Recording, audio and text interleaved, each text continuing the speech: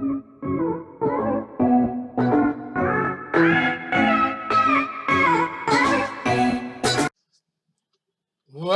students, welcome to my second part of my video. Standard 11, topic number 4, Constitutional Government, FYJC Arts. Now my dear students, we have already seen what is Constitution, and we have seen it is a set of rules, set of rights, and set of objectives and values. Now in this part, we are going to see what is constitutionalism. We have learned what is constitution. Now what is constitutionalism? Constitutionalism is the idea there should be a limitation on the powers of the government. Such limitations might be laid down in the constitution or might have come up due to historical development. Like the origins of constitutionalism was traced way back in the social contract in 17th century by Sir John Locke, a British thinker. He argued that the government could not do certain wrong things. If it did, then the people have right to change it. ये तो अभी नहीं हो सकता. तभी के वक्त पे था जॉन लॉक जी ने बताया कि अगर सरकार ठीक से काम कर नहीं रही है तो लोगों के पास पूरा हक है कि उस सरकार को गिराकर नए सरकार चुन सकती है. Also, there is one more example that includes Magna Carta in 1215 in England and the Bill of Rights, which was passed by the Parliament in England in 1689. The attempts were primarily to restrict the power of the monarchs and not the government as such. This was because during those times, most of the powers were in the hands of the monarch. It was only when the three branches of the government was mentioned emerged as a distinct entities, the idea of restricting the powers of the government as a whole emerged, which is described as the modern version called constitutionalism. Modern constitutionalism is found in the expression for the first time in American Constitution. The first 10 amendments of the American Constitution collectively referred to as a Bill of Rights. They imposed restrictions on the government as a whole.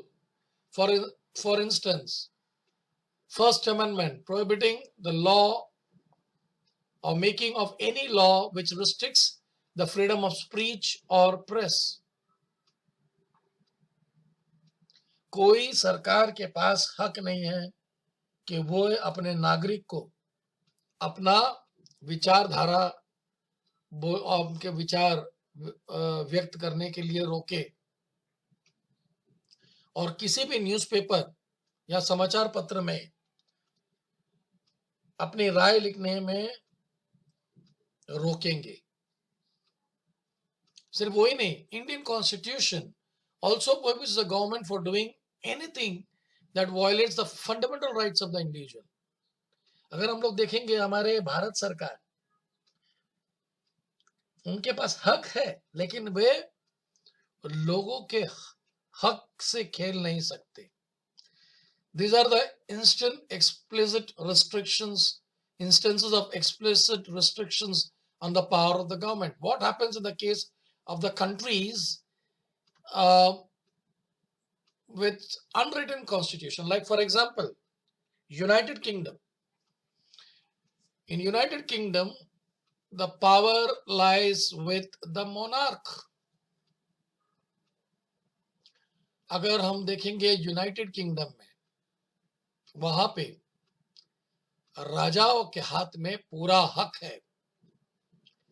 राजा जो है वही पूरी देश चलाता है. However, the scenario where the parliament made unjust or arbitrary law was avoided by the vigilant public opinion. Today, the doctrine of parliamentary sovereignty is no longer exist in absolute form.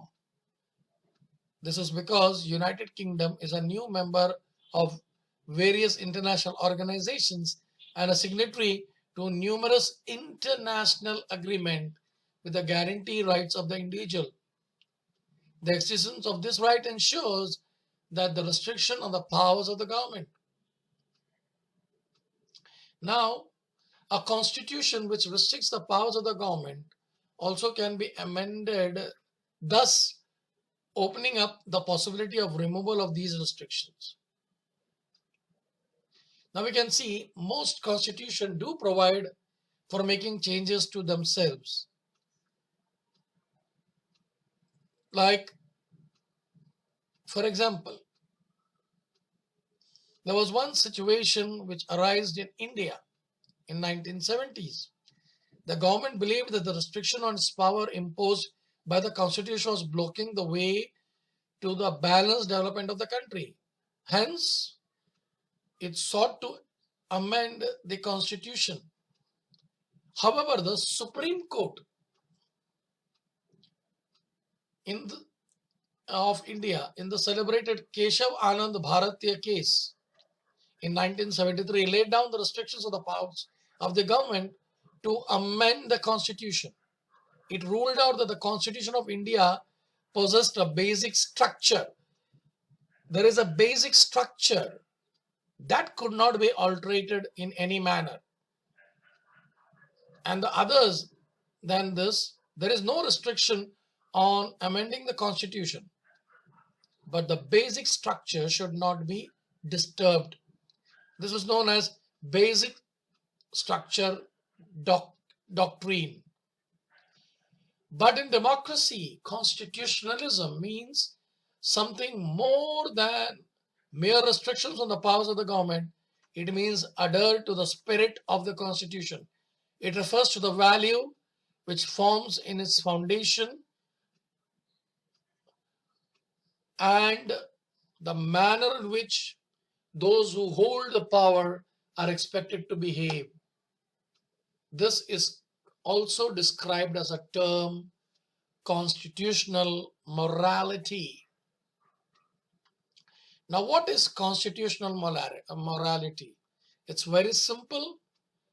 It refers to the value which forms in the foundation and in the manner in which those who hold the power are expected to behave in a particular way. This can be described as a term of constitutional morality. Now, in the words of Dr. Babasaheb Ambedkar in the Constituent Assembly, constitutional morality is not a natural sentiment. It has to be cultivated, and we must realize that our people have yet to learn it. Now, my dear students, we will see types of democratic government. There are various types. One we have already seen now, where the monarch is having absolute power in United Kingdom. Now we are going to see different types of government, democratic government. One is the parliamentary system of government. Now the question arises, in parliamentary system of the government, who is the head? Now if you see, take example of India. You know, the president is just a constitutional head. And in the United Kingdom, we find it is the monarch, the king. The head of the government is the prime minister in India, and the president or the monarch and the prime minister and the council of ministers are the executives. But the real power is vested with the prime minister. That is what is happening in India. You see, president is just like a rubber stamp. But the real power lies with whom? With the prime minister and the council of ministers.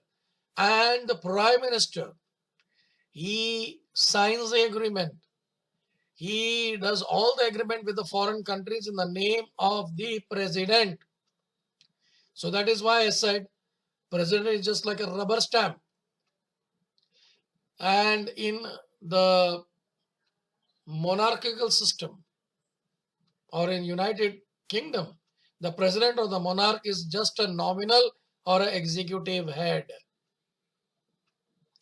Now, in the parliamentary system, there are two components. One is nominal and actual or real. Through the administration of given country is conducted in the name by the order of nominal executive. I have given example of the Prime Minister and the Council of Ministers. They take decision on behalf of the President. All the parliamentary systems are classified either into constitutional monarchies or republic, depending on the nature of the nominal executive, whereas the office of the nominal executive is filled on the basis of heredity, not in India, but in UK. But in India, it is the elected representative.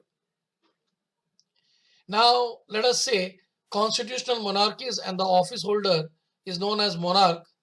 Republics are those where the nominal executive is elected and the office holder is termed as the president.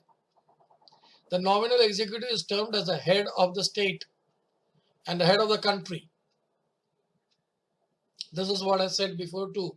Like a nominal head is the president, but the real power lies with the Prime Minister and the Council of Ministers. So again, I repeat it. President is just like a rubber stamp. In parliamentary system, Prime Minister and the Council of Ministers stay in power till they enjoy the majority. In both the parliamentary system, there are two houses of the parliament.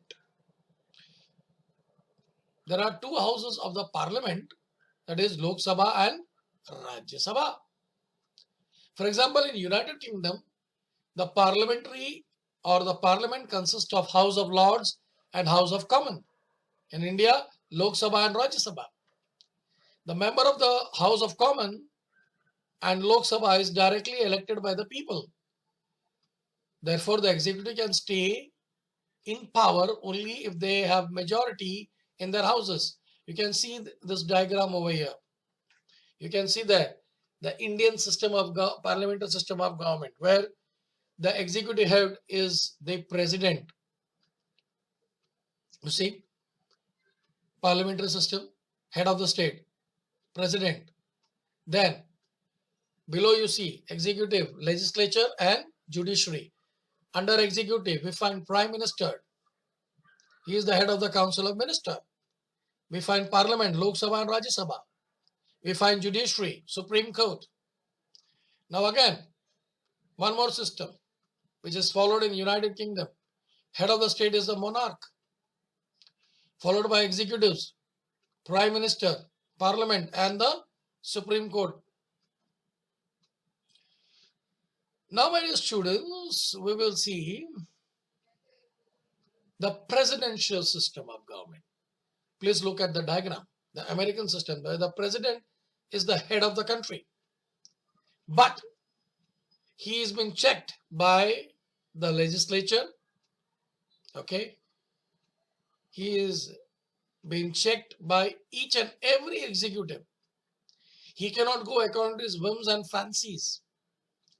Now let us see what is the presidential system of government. It's very simple.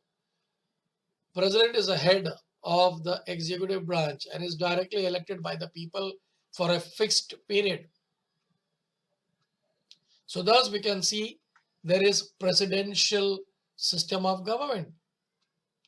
Now let me tell you, the president is both the head of the state and the head of the government. The president enjoys power to grant to his office by the constitution. The most significant of this is that conducting the administration of the country in accordance to the law passed by the legislature. The president is also appoints his subordinate officials like ambassadors and other ministers. Generally, such system and the members of the executives are prohibited of being the member of the legislature. For example, the ministers called secretariat in the United States are not the member of the Congress. Legislature in the presidential system is elected by the people, and the Constitution entrusts it of making law. The president has a right to reject the law passed by the legislature. That's called a veto power. The president can also request the legislature to pass a law proposed by the executive, which are deemed necessary to solve the problem of the day. The legislature can also impeach or remove from the office of the president. As I told you before, they have a complete control over the president. He cannot just go according to his whims and fancies. However, there is a rare occurrence in such established democratic system. The parliament continues in the office, or the president continues in the office, irrespective of fact whether he or she enjoys the majority of the members of the legislature. The loss of support of the majority does not automatically means resignation of the president. However, the lack of support might lead to a breakdown in the functioning of the government, since the scenario might lead to a situation where the executive of the legislature might constantly prevent each other from doing anything. Now, my dear students, let us say that some countries are large, some countries are small. In case it is difficult to have one government that can take care of the entire country, in such countries, there are two levels of government. First being national or countrywide government, second being the regional. The best example of India. Let us see in India, the federal system of government, where we find at the state level, there are in each state they are having state governments, and at the national level or at the central there is the central government.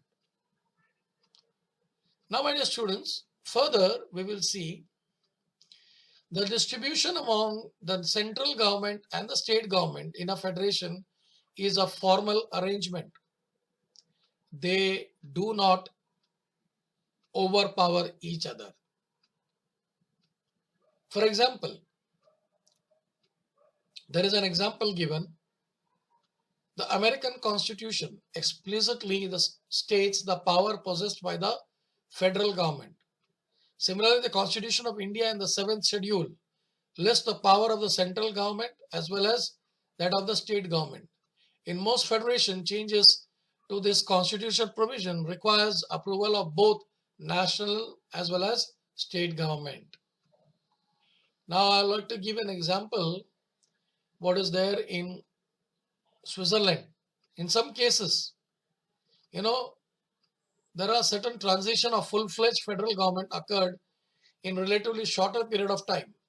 The best instances is the United States of America. 13 British colonies, all separate political units, rebelled against the authority of the United Kingdom and won the independence in 18th century when they realized that they needed to establish a single political unit in order to safeguard their independence.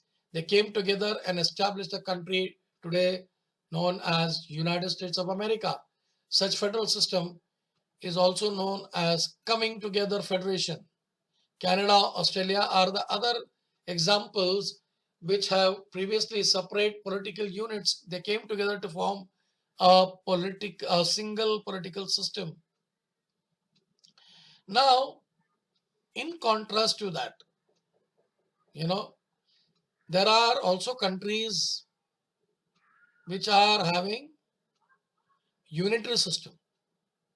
This means there are known as holding together federation. This is so because the political power is distributed away from the national government in order to keep the country united.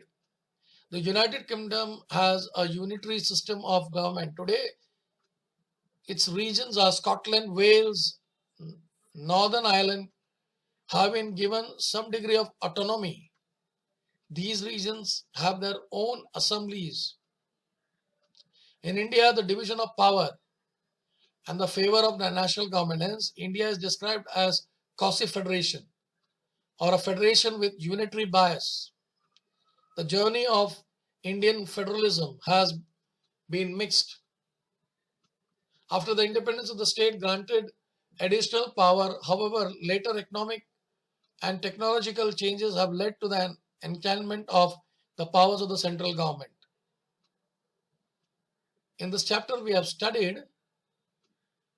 basic aspects of the government. We have seen the importance of the constitution and how government works within the framework of the constitution. We have also seen various forms of types of government, and now in the next chapter we shall focus how governments are formed in the democratic system. Children, if you are a new viewer, please subscribe it. If you like the video, please do like it.